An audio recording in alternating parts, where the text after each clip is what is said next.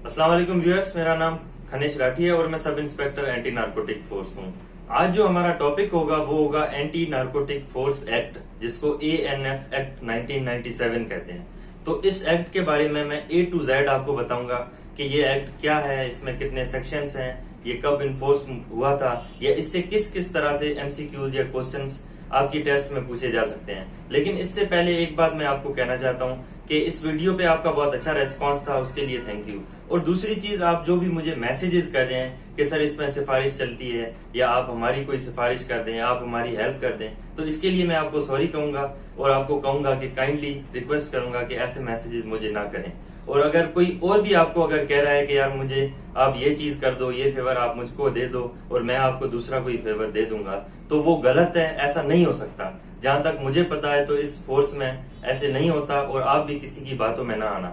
Last time जब हम भी टेस्ट दे रहे थे तब भी ऐसा हुआ था, काफी लोगों ने पैसे दिए थे या कुछ और रिश्वत दी थी या कोई और उनको फेवर दिया था, जिसकी वजह से उन्होंने भी, सामने वालों ने प्रॉमिस किया था कि हम आपकी टेस्ट क्लियर करवाएंगे, इंटरव्यू क्लियर करवाएंगे वगैरह वगैरह। लेकिन जब हम सिलेक्ट हो गए उसके बाद वो लोग आ रहे थे हमारी ऑफिस में, या जहाँ पे हमारी रीजनल डायरेक्टरेट्स हैं वहां पे हमें पता लग रहा था, जो पुराने बंदे हैं वो कहते हैं यार पता नहीं ये लड़का आया हुआ है, ये लड़की आई हुई है, इसको किसी ने मतलब पैसे ले लिए या कोई और फेवर ले लिया, लेकिन अब हम तो नहीं जानते इनका टेस्ट फेल है। तो ऐसे सीन होते हैं। अगर आपसे कोई पैसे मांग रहा है या कोई और फेवर मांग रहा है तो काइंडली आप ना दें। अगर आपने कोई फेवर देना भी है ना किसी को, तो वो आप अपने आप को दें। जरा मेहनत करें। जिसने भी फिजिकल क्लियर की है तो इसका मतलब है आपके अंदर स्टेमिना है, तो अपने आप को फेवर दें। आपकी मैं जितनी हो सकता है हेल्प कर रहा हूँ, that's all free of cost. मैं आपको वीडियो भी बना के दे रहा हूँ, जो भी मुझे मैसेजेस कर रहे हैं उनको रिप्लाई भी दे रहा हूँ और मैंने सोर्सेज भी बताए हैं। मेरे पास ऐसा कोई नोट्स नहीं है बने हुए, इसीलिए मैं जो आता हूँ आपके सामने, ये जो मुझे आ रहा होता है वो मैं बात करता हूँ। तो मैं भी आपको यही फेवर दे सकता हूँ और आप भी अपने आप को यही फेवर दें। चलो, अब ये जो मेरा ब्रीफ इंटरव्यू था या डिस्कशन थी, ये जो मैंने बताना था वो आपको बता दिया। तो ये जरा इंपॉर्टेंट बातें थी, मैंने सोचा कि इस वीडियो के जरिए से आपको पहुंचाऊं और इस वीडियो के स्टार्टिंग में ही आपको बता दूं ताकि आपको कोई फायदा, आपसे नाजायज फायदा ना ले सके। चलो अब हम आते हैं अपने टॉपिक पे। आज जो हमारा टॉपिक है वो है ANF एक्ट, जिसको कहते हैं एंटी नारकोटिक फोर्स एक्ट। तो इस एक्ट में सबसे पहले तो सेक्शंस कितने हैं? इस एक्ट में सेक्शंस हैं 17, ठीक है। और इसमें पूछा जाता है कि 17 सेक्शंस हैं, तो आपसे शायद जो मेन सेक्शंस हैं वो पूछें, लेकिन मैं कोशिश यही करूंगा कि इस वीडियो में आपको पूरे 17 सेक्शंस ही बता दूं, क्योंकि कम है और मैं इस तरह से रिलेट करके आपको बताऊंगा कि आपको याद हो जाएंगे। ये 5, 7 या 10 मिनट की वीडियो में आपको ये पूरा एक्ट याद हो जाएगा। तो ये एक्ट आपने याद करने से पहले या वीडियो देखने से पहले आपने ये करना है कि अपने साथ पेपर और पेन रख दें, ताकि जो चीजें मैं बताने लगा हूं वो आप नोट डाउन करते जाएं। तो इस एक्ट में जो मैंने आपको बताया सेक्शंस हैं 17, और ये एक्ट किस साल में आया था? 1997। जो इस एक्ट के साथ ही लिखा होता है कि एंटी नारकोटिक फोर्स एक्ट 1997। और इसमें पूछते हैं कि ये एक्ट किस डेट को इन्फोर्स हुआ था। तो ये जो एक्ट इन्फोर्स हुआ था वो उसकी डेट थी 12 अप्रैल 1997, 12 अप्रैल 1997। अब आते हैं कि इसके जो 17 सेक्शन है वो उनकी तरतीब कैसे है। अब कोई भी एक्ट होता है या कोई भी कानून होता है, उसमें सबसे पहले क्या होता है? इंट्रोडक्शन होता है उसके बारे में। तो इसका इंट्रोडक्शन क्या है? पहला सेक्शन क्या है कि इस एक्ट को कहा जाएगा this act may be called anti narcotic force act. अब ये भी MCQs पूछते हैं कि ये जो मे बी है ये आपको बोलेंगे this act dash be called anti narcotics force act 1997। तो डैश में मे बी ऑप्शन में दिया गया होगा, शेल बी या मस्ट बी। तो दिस एक्ट मे बी, इसका सही ऑप्शन क्या है? May be called. ये हो गया फर्स्ट सेक्शन में, इसका ये है पहला, तो इस एक्ट को क्या कहेंगे। दूसरे में कि इसका एरिया कितना है, इसकी जुरिस्डिक्शन कितनी है, तो वो है this act may extends to whole of Pakistan. ये पूरे पाकिस्तान में इसकी एक्सटेंड्स हैं। जैसे फिर वो फाटा से लेके थरपारकर तक, या फिर वो गिलगित से लेके कराची ग्वादर तक, मतलब पूरे पाकिस्तान में ये नाफिज होगा। और तीसरा है सेक्शन 1 का तीसरा पार्ट ये है कि ये जो एक ही दफा में पूरा जो एक्ट है सेक्शन 1 से लेके 17 तक, वो एट वंस एक ही दफा में सारे सेक्शन लागू हो गए थे। अब आते हैं दूसरे में। इसका जो दूसरा सेक्शन है वो है डेफिनेशंस का। अब इसके अंदर डेफिनेशंस है कुछ, ये मोस्ट प्रोबेबली आपसे डेफिनेशंस नहीं पूछी जाएंगी क्योंकि इतना डिटेल्स में नहीं जाते, लेकिन फिर भी इसमें एक है कोड की डेफिनेशन कि कोड क्या है। तो कोड ऑफ क्रिमिनल प्रोसीजर, जिसको CRPC वगैरह कहते हैं, या डीजी का क्या फुल फॉर्म है? डायरेक्टर जनरल, जो इस फोर्स का होगा। या फोर्स का क्या मतलब है? फोर्स जो इस एक्ट के तहत बनी हो। या फिर नारकोटिक्स का क्या मतलब है, जो इस एक्ट के अंदर नारकोटिक्स है, कोई भी कंट्रोल सब्सटेंसेज है, कोई भी दूसरे नारकोटिक्स है, तो वो।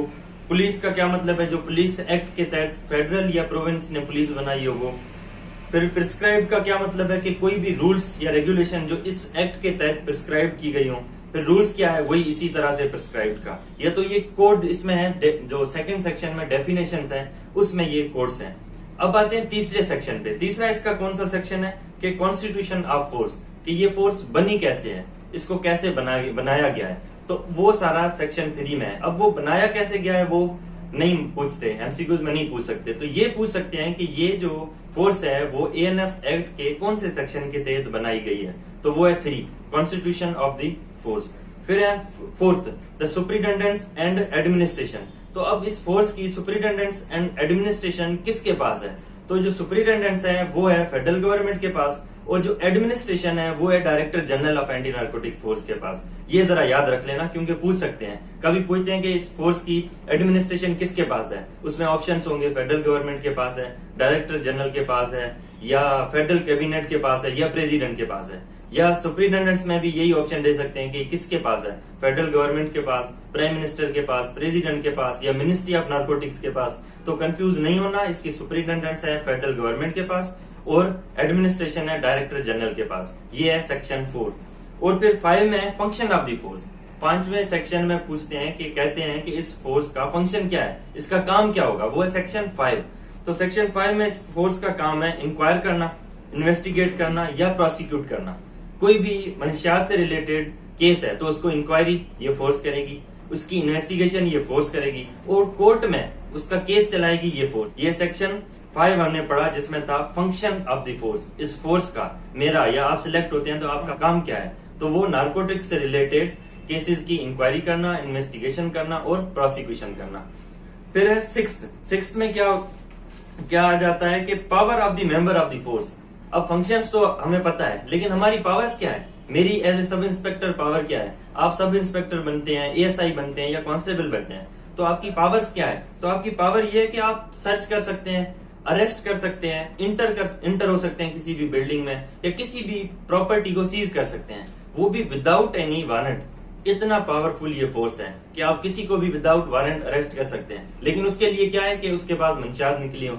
आपके पास जिस बंदे को आप अरेस्ट कर रहे हैं, या जिस बिल्डिंग में आप इंटर हो रहे हैं, या जिस प्रॉपर्टी को आप सीज कर रहे हैं, उसके खिलाफ आपके पास क्या सबूत होने चाहिए, और वो सबूत स्ट्रांग होने चाहिए। ऐसा ना हो कि आप उसको अरेस्ट कर लें, आप किसी बिल्डिंग में इंटर हो जाएं या प्रॉपर्टी को सीज कर लें, तो वो फिर आपके ही गले पड़ जाए। इसके लिए आपको विदाउट वारंट कर सकते हैं, लेकिन उसके साथ भी लाजिम है, कंडीशंस आती हैं। ये हो गया 6 में क्या था, power of the member of the force. फिर 7 है वियरिंग ऑफ द यूनिफॉर्म, जो आपको भी पसंद होगी, मुझे भी पसंद है इसकी यूनिफॉर्म जो इतनी प्यारी है। तो वो किस सेक्शन के तहत हम यूनिफॉर्म पहनते हैं, वो पहनते हैं section 7 of anti narcotic force act, ANF act. Section 7 में क्या कहा गया है कि मिनिस्ट्रियल स्टाफ के अलावा, जो भी मिनिस्ट्रियल स्टाफ है उसके अलावा फोर्स के जो भी मेंबर्स होंगे सब यूनिफॉर्म पहनेंगे, चाहे वो कांस्टेबल से लेके डायरेक्टर जनरल तक, constable, ASI, sub inspector, inspector, ADs, DDs, director, force commander से लेके डायरेक्टर जनरल, डीजी तक सारे यूनिफॉर्म पहनेंगे सिवाय मिनिस्ट्रियल स्टाफ के। तो ये भी जरा पॉइंट याद रख लेना, एमसीक्यूज में किसी भी तरह से आपको पूछ सकते हैं। फिर है इसका सेक्शन 8 में क्या है, पनिशमेंट्स। वो जब कहते हैं ना कि इतना ज्यादा पावर दिया गया है, कहते हैं power corrupts and absolute power corrupts absolutely. तो जब इतना पावर दिया गया है तो लाजिम है, अब आप तो सोचेंगे कि हम तो कुछ भी कर सकते हैं, लेकिन नहीं। इसके लिए क्या किया गया है, इन्होंने यहाँ पे क्रॉस चेक भी रखा है, ये पनिशमेंट्स रखी हैं आपके ऊपर कि अगर आप कुछ गलत करते हैं तो आपको भी सजाएं दी जाएंगी as a member of the force. अब पनिशमेंट में क्या है, माइनर पनिशमेंट्स हैं और मेजर पनिशमेंट्स हैं। अब माइनर पनिशमेंट, अब पूछ सकते हैं कि पनिशमेंट किस तरह की होती हैं, तो 2 तरह की होती हैं, माइनर और मेजर। फिर माइनर पनिशमेंट में भी 7 माइनर पनिशमेंट है कि आपको आपका जो बॉस होगा, इमीडिएट बॉस, वो बुला के डांट सकता है, या रिटन में पनिशमेंट दे सकता है, या आपके प्रमोशन साल तक रोके जा सकते हैं, या आपकी सैलरी रोकी जा सकती है, या इस तरह के 7 माइनर पनिशमेंट कितने हैं, 7, ये भी याद रखना, मे भी पूछें। और फिर मेजर पनिशमेंट है। मेजर पनिशमेंट क्या होती है कि आपको सर्विस से रिमूव भी कर लिया जा सकता है, आपको डिसमिस भी किया जा सकता है। डिसमिस का मतलब क्या होता है कि आपको इस सर्विस से निकालेंगे, फिर आप किसी भी दूसरी गवर्नमेंट सर्विस में एलिजिबल नहीं होंगे। रिमूव का मतलब क्या होता है कि आप इस सर्विस से निकाले जाएंगे लेकिन किसी और जगह पे कर सकते हैं। तो इस तरह के 4 मेजर हैं, 4 मेजर पनिशमेंट और 7 माइनर पनिशमेंट। ये सेक्शन 8 के तहत है। अब 8, 9 और 10 को रिलेट है, याद रख लें। 8 में पनिशमेंट आ गया, 9 में है कि ग्राउंड्स ऑफ पनिशमेंट। चलो इतनी बड़ी सजाएं या इतनी छोटी सजाएं आपको क्यों दी जाएंगी, तो वो ग्राउंड्स ऑफ पनिशमेंट है कि आपको किस किस ग्राउंड पे पनिशमेंट दी जाएगी, आपके किस गुनाह की आपको सजा दी जाएगी, वो सेक्शन 9 में है। 8 में पनिशमेंट, 9 में किस जुर्म की सजा। तो वो 9 में है कि आप अगर करप्शन करते हैं, आप किसी ड्रग डीलर या स्मगलर है उसके साथ कोई तावन करते हैं, तो इस तरह के जो ग्राउंड्स है उसके ऊपर आपको सजा दी जाएगी। तो ये पूछ सकते हैं कि पनिशमेंट का सेक्शन कौन सा है, 8 है। उसमें कौन सी टाइप की है, 2, एक माइनर एक मेजर, माइनर 7 और मेजर 4। फिर ग्राउंड्स ऑफ पनिशमेंट वो है सेक्शन 9। फिर 10, 8, 9 और 10 कैसे को रिलेट है, 8 का समझ आ गया, 9 का आ गया। अब 10 में क्या है कि अथॉरिटी टू अवॉइड पनिशमेंट। अब आपको पनिश करेगा कौन, सपोज एक कांस्टेबल ने गलती कर दी है, सपोज एक एएसआई ने कर दी है, सपोज मैं सब इंस्पेक्टर हूं, मैंने कोई गलती कर दी है, तो मुझे पनिश करेगा कौन, तो जो मुझसे बड़ी रैंक का होगा। अब मुझसे बड़ी रैंक कौन सी है, इंस्पेक्टर है, एडी है, डीडी है, ये मुझसे बड़ी रैंक्स है, तो मुझे पनिश वही कर सकते हैं। वो एक इंक्वायरी बैठती है, वो पनिश करते हैं। मतलब जो अथॉरिटी टू अवॉइड पनिशमेंट है वो आपकी रैंक से अबोव रैंक वाला आपको कर सकता है पनिश। ये हो गया सेक्शन 10। 8, 9 और 10 भी क्लियर हो गए। अब 11 है टर्म्स ऑफ सर्विसेज। तो टर्म्स ऑफ सर्विसेज क्या है, अब इस टर्म्स ऑफ सर्विसेज में क्या है, इंस्पेक्टर की लेवल तक, फिर वो यूनिफॉर्म में हो या मिनिस्ट्रियल स्टाफ में हो, वो जो इस फोर्स की एग्जिस्टिंग टर्म्स एंड सर्विसेज हैं उसके तहत काम करेंगे। अगर कोई सर्विसेज चेंज होती हैं तो डायरेक्टर जनरल रिटन में बताएंगे कि हमारा लॉ चेंज हो रहा है, अब आप काम करना चाहते हैं इस कंडीशंस के तहत तो करें, अदरवाइज आप छोड़ सकते हैं, तो फिर आपको एडजस्ट कर दिया जाएगा। खैर ये तो दूसरी बातें हैं, लेकिन आप सिर्फ ये याद रख लें कि 11 में क्या है, टर्म्स ऑफ सर्विसेज। 12 में है कंडक्ट एंड डिसिप्लिन, कि एज ए फोर्स आपका कंडक्ट कैसा होना चाहिए। क्योंकि जैसे आप देखेंगे जब वो एक बंदा यूनिफॉर्म पहन लेता है कि उसका डिसिप्लिन, उसका कंडक्ट बहुत चेंज हो जाता है, क्योंकि वो भी एक रूल्स हैं। ऐसा नहीं है कि एक यूनिफॉर्म वाला है तो वो कुछ भी कर सकता है, नहीं, उसके खिलाफ क्या होता है, उसने एक डिसिप्लिन को फॉलो करना होता है। तो जो एएनएफ एंटी नार्कोटिक फोर्स के अंदर जो भी है फोर्स वाले, उसको मेंबर्स कहा जाता है, मेंबर ऑफ द फोर्स। तो वो उनको क्या है, conduct and discipline police act 1861 के तहत, पुलिस रूल 1934 के तहत और Punjab police efficiency and discipline 1997 के तहत, ये 3 जो लॉ हैं इसके तहत इनका कंडक्ट एंड डिसिप्लिन होगा। कौन सा, ये नोट कर दें, the police act 1861, police rules 1934, Punjab police efficiency and discipline E&D 1975। इन 3 के तहत हमारा कंडक्ट एंड डिसिप्लिन होगा और इन्हीं 3 के तहत हमें जज किया जाएगा। ये हो गए 12। अब 13 में है मेंबर टू सर्व एनीवेयर। अब जब आप सपोज एएनएफ में सिलेक्ट हो जाते हैं तो ऐसा नहीं है कि आप सिंध के हैं तो सिंध में ही सर्व करेंगे, नहीं। इसमें ये 17 के तहत लिखा गया है कि मेंबर टू सर्व एनीवेयर। जब आपको अपॉइंटमेंट लेटर आएगा, आई विश, और मैं दुआ करता हूं कि आपको आए जो मेहनत कर रहे हैं उन सबको, तो उसमें आपके उस अपॉइंटमेंट लेटर पे लिखा होगा विद इन और आउटसाइड पाकिस्तान आप सर्व कर सकते हैं, आपको कहीं भी पोस्टिंग किया जा सकता है। एक सिंध वाले को बलोचिस्तान, केपी, गिलगित भी भेज सकते हैं, और एक गिलगित कश्मीरी या इस्लामाबाद या बलोचिस्तान या पंजाब वाले को सिंध में भी रख सकते हैं, किसी भी, क्योंकि ये पूरा पाकिस्तान इसकी जुरिस्डिक्शन है और आपको कहीं भी पोस्ट कर सकते हैं under the section 13 of ANF act. फिर 14 है कि members as a public prosecutor. अब इसमें जो भी मेंबर्स हैं, मेंबर्स की रैंक बताई गई है कि कोई भी डायरेक्टर्स, डिप्टी डायरेक्टर्स और असिस्टेंट डायरेक्टर्स मेंबर ये हैं, ये एज ए पब्लिक प्रोसिक्यूटर्स भी सर्व कर सकते हैं। किसमें, नार्कोटिक्स रिलेटेड सेक्शंस में। तो ये हो गया section 14 members as a public prosecutor. फिर 15 में आता है डेलीगेशन ऑफ पावर।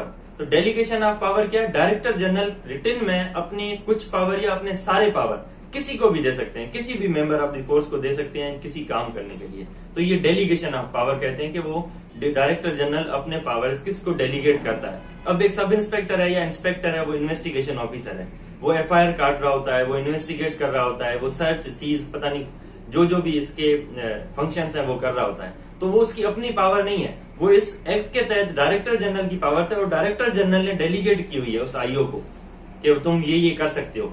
तो वो कर कौन रहा होता है, स्टेट कर रही होती है, वो डायरेक्टर जनरल कर रहे होते हैं स्टेट के बिहाफ पे।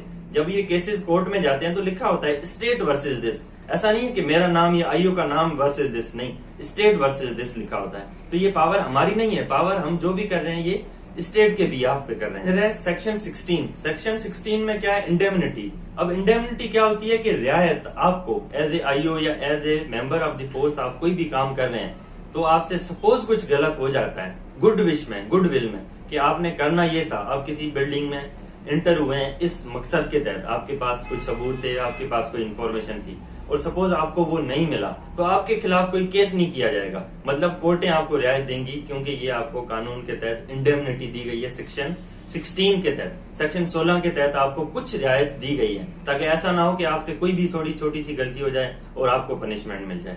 और in the end last section है, सेक्शन 17 है पावर टू मेक रूल्स। तो इसमें बताया गया है कि कौन इस फोर्स के रूल्स बनाएगा, तो वो जो रूल्स बनाएगा वो बनाएगी फेडरल गवर्नमेंट। वो ऑफिशियल गजेट में बता देगी कि ये हमने चेंजेस किए हैं और ये रूल्स बनाए हैं। जैसे अभी आपने न्यूज पे देखा होगा कि 4 किलो पे अब मंशात के केस पे सजाए मौत दी जाएगी। तो ये क्या है, ये प्रेसिडेंट ने साइन किया है एक ऑर्डिनेंस, इसका कानून चेंज हुआ है। खैर वो अभी तक नहीं आया है, मुझे भी यही लगता है कि इस टेस्ट में उसके बारे में नहीं पूछा जाएगा, लेकिन खैर वो CNS चेंज हुआ है, हम उसको पढ़ेंगे नेक्स्ट वीडियो में। उम्मीद करता हूं कि ये वीडियो काफी हेल्पफुल रहेगी। मैंने जो इस वीडियो के स्टार्टिंग में बातें की हैं उसको भी ध्यान में रखें, ऐसा ना हो आपको कोई यूज कर जाए। और दूसरा, इस वीडियो को प्रॉपर देखें, सेक्शन 1 से लेके 17 तक मैंने अपनी कोशिश की है अपने तरीके से कि आपको जितना ज्यादा हो सके, जितना अच्छे से हो सके क्लियर करवाऊं। तो उम्मीद करता हूं ये हेल्पफुल रहेगी और अगर आपको लगता है कि हेल्पफुल है तो आप काइंडली शेयर कर दें। आपको लगता है कि आपके किसी चाहने वाले ने, रिश्तेदार ने, भाई दोस्त ने